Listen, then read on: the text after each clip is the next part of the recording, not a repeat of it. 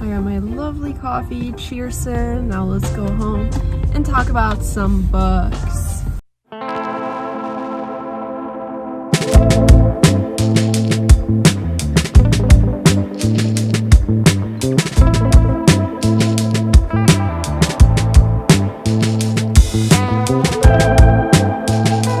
Hello everybody, welcome back to my channel. So I'm here with my coffee from Dunkin'. Cheersin', I got the mocha oat milk latte. And today we are here to talk about books. Really good. Definitely check it out. I got the mocha oat milk latte.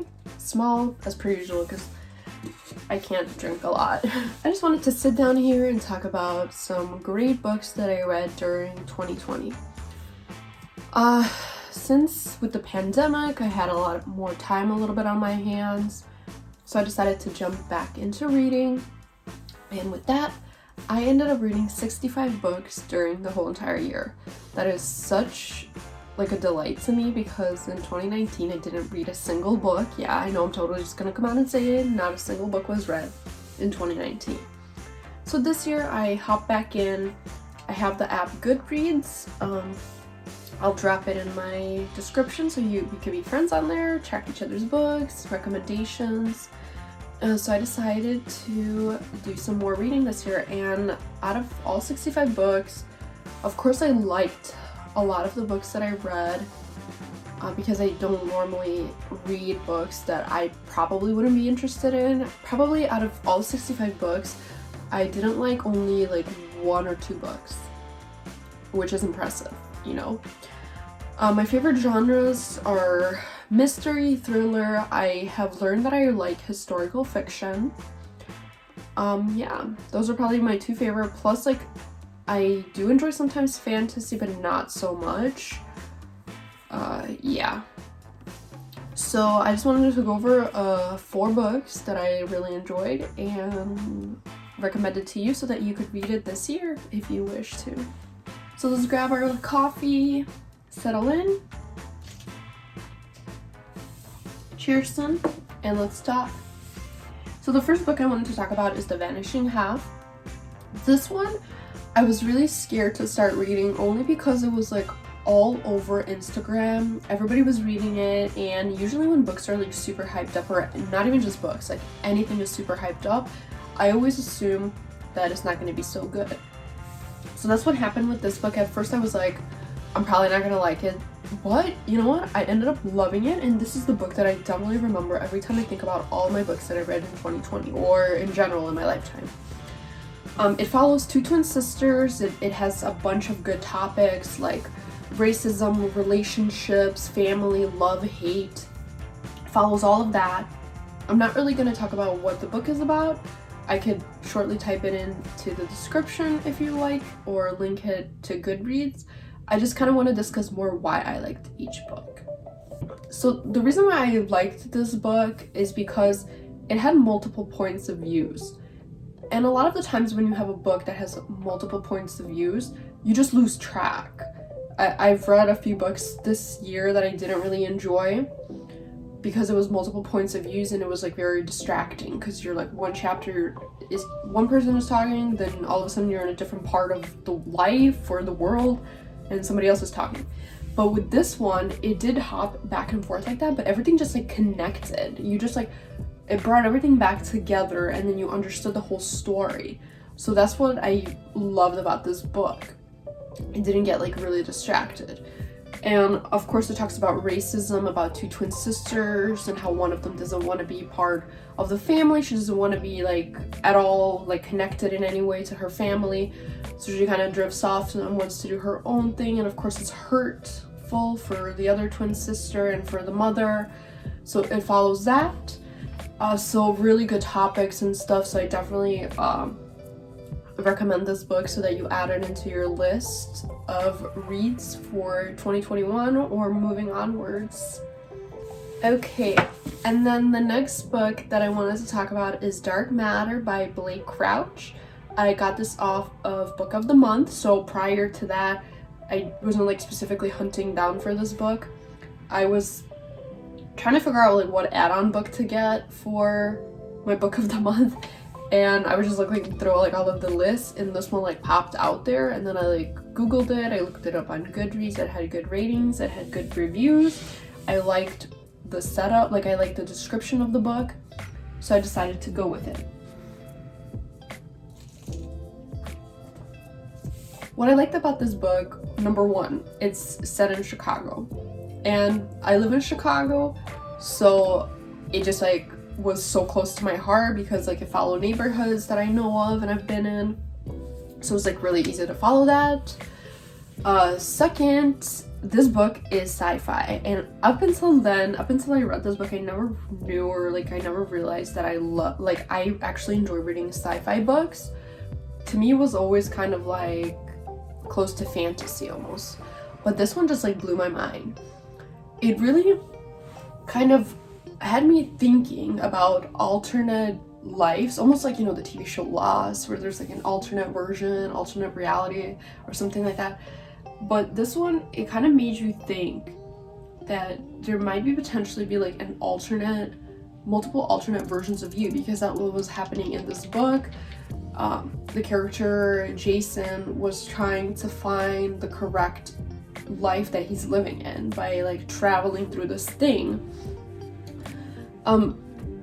So it like kind of made me think that there could be like a situation, like let's say you have choices that you have to make in your life. So like if I have 2 job offers, I go with one job offer, so that's just like my one way that I'm moving. But if I would have taken my other like job offer, that's a different whole possible alternate world that could have been created, you know, like my whole life could have been impacted differently if I would choose like one job offer over the other job offer.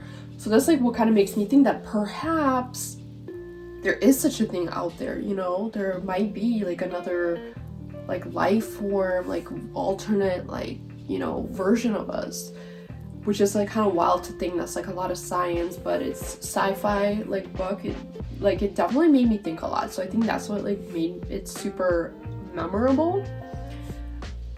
The only thing I did not like about this book is because there was like no solid ending, and I am not a fan of books or movies or anything that ends without a solid ending where you actually have to figure it out on your own. I prefer for the writer to just give me the answer, tell me how the character moves on, how does this whole story like continue on. Because if there's no hard ending, I'm just sitting there like multiple days later just still thinking about it and thinking like what happened to the character, like what is his next step. Kind of like the movie Inception, when you're just like, was it real, was it not, like was it a dream, like, you know, you're just sitting there thinking you don't know the correct answer and you're like, just give me the answer. Yeah, so that's the only thing I didn't like, but other than that I loved it. Definitely like one of my favorite books of all time. And this book actually really reminded me of the movie Paycheck by Ben Affleck, where he, like, I don't know, he also like travels through this thing, and it's like, it's kind of wild. It kind of had similarities, but not so much. It's like different, but something like triggered in my mind that it's something similar. So yeah, so Dark Matter by Blake Crouch. Okay, friends, and the third book I wanted to talk about is Where the Crawdads Sing. So this book is absolutely beautiful, magnificently written. It felt like every scene that I was reading felt like I was watching a movie. This is part of Reese's book club. I actually have read that there is a movie already kind of in the works to come out, which is super exciting because prior to knowing that there's a movie coming out with this, it felt like I was watching a movie. So it's super suitable. So it follows this girl, Kaya. She lives alone in a marsh, and she like has good topics too, like anger, like hate, and how she, you know, wants to be alone and she can't adapt to other people, like just kind of like running away from your own problems, not trying to like solve it. It was like it was like super beautiful. I loved how it was written. She has a lot of emotions in her, and I love how like everything was depicted beautifully, like what she felt inside, and like everything was just like gorgeous with this book. So not only is this book just like I think it fits into the category of historical fiction. It might be, if I'm wrong, I'm sorry, but I believe it is considered like historical fiction. Because it's in the 1960s and it has some facts, you know, of truthful facts. It's not completely like fiction and made up. This book is not only just like historical fiction, it's also has a little bit of mystery to it. So as you read in the front jacket, it talks about that there is a guy that is murdered and a body is found. So it's just not like following Kaya's life story and that's it, but there's like a murder going on. There's her relationship with the other people in the story too. And there definitely was a twist in the end. I really loved that part. I was kind of surprised. And the only other thing is like I was surprised that some of the people were giving pretty like average ratings for this book on Goodreads. So yeah, with this book being also a mystery, it definitely like kind of wrapped you in, and you didn't really like you weren't expecting the ending that the book had. The only thing happened in this book, I would have rated it like 5 stars, like straight up. I bumped it down to 4 stars. Is because a relationship in the story just became like super predictable with how it's gonna end. So that's the only reason I like bumped it down. And then at first I like didn't really understand why some people were kind of rating it like halfway at Goodreads or like on Instagram, like didn't really enjoy this book.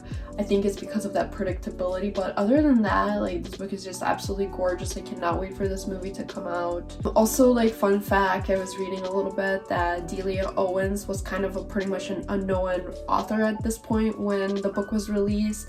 So that's like a really big thing for an author to have like a worldwide like big book, like a bestseller book when you're an unknown author. So like really good, love it, you know, you're totally gonna enjoy it, and I'm excited for the movie. Maybe like in a couple of years we'll see it. So just so you know, you have a couple of years to read this book before the movie comes out.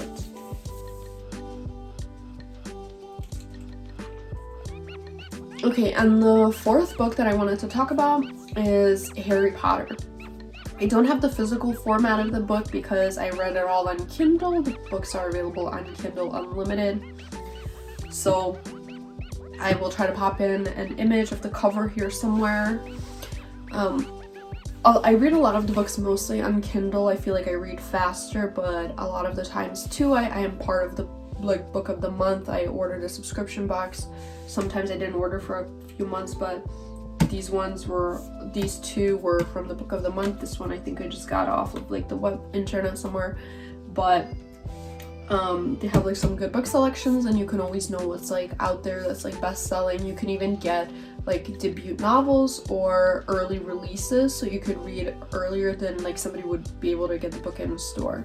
So the 4th book that I like decided to add into this list, and out of 65 it was really hard to choose, is the Harry Potter series. So of course those were like 7 books that included the series, but I'm probably like one of the last people in the world to read the entire book series for the first time in 2020. I honestly have never watched any of the movies besides movie 1 and 2 in the series, because I always promised to myself that I will first read all of the books before I watch any of the movies so that I could better understand what's happening, because a lot of the times when a movie's converted from like a book to a movie, there are some gaps that are missing because like they cannot fit everything into the movie. So you gotta have to like kind of follow really closely or have some background knowledge. That's how I felt with Harry Potter though. Like when I think I was watching the 2nd movie for the first time, when I watched it, I didn't understand anything that was happening because I had like not read the books. So I was just like, what is going on here? And I just like didn't have any interest in the movies because I didn't have that background info. So this year, you know, like I was more at home, so I'm like, let me just read some Harry Potter. Let me just knock it off my list, get it over with. This has been my goal for like the past 20 years. So let me just do it. So out of all 7 books, I mean, like, honestly, like, I was surprised and I was like regretting the whole time that I didn't read any of the books earlier, didn't watch any of the movies earlier, because it just like turned into this like absolutely like beautiful story. It like went from like this like teenage like child story about like a young magician into like this dark like magical world that's out there, you know. And what really got me into the story was like the whole storyline with Snape and then Dumbledore and Harry Potter and Harry Potter's mom. I mean, everybody probably has read this book. I was just like so sad for Snape's ending in the whole book. I mean, like, why did they have to like end him off in that such terrible way? That was like the worst way. But like, just it was just like the saddest thing in the world. And after like I finished reading the whole like book, the last book, book 7, I just absolutely like was almost crying, and I kept thinking about that whole story for like probably a week or 2. I just like couldn't believe it. So my favorite books were probably book 7 because it just tied everything together. Everything ended in a certain way. It was just like so sad, like everything was just there. My least favorite book probably out of all of the Harry Potter series books was book 5, because it seemed like it was just like it had a lot of stuff that didn't really matter, and it was just kind of like a connection book. Like, you know, when you're writing a book series, sometimes there's this book that you gotta just include to pass it on to the next like book. You have to have like the character grow a little, like, or something, you know. So book 5 just had a lot of stuff that wasn't like really imperative to the whole storyline, and I think like I was only like interested, I was reading it on my Kindle, so I had the percentage, and it took me the longest to read that book because it was like really big. It took me like probably like 4 days to read the book, maybe like 4 to 5 days to read the book, even though I was reading one book every like 2 to 3 days, I think. So it took me the longest to read that book. I almost lost interest in it, and I think I was the most interested in like the last 10% of the book. But overall, regardless of that, like the whole story just like went on and to become just like this beautiful storyline. So yeah, so if you haven't read Harry Potter yet, which I kind of doubt, go do that. So here we are, friends. So thank you so much for joining me here today to talk about some books that I enjoyed reading in 2020. Once again, just to recap, The Vanishing Half, Dark Matter, and Where the Crawdads Sing, plus Harry Potter have been one of my favorites of reading of 2020. My goal this year is to read 66 books because I read 65 last year. You know, you always gotta up your game. So I am so excited, and if you have read any of these books or have any recs for me, just drop a comment down, and I'll talk to you soon in my next video. Bye!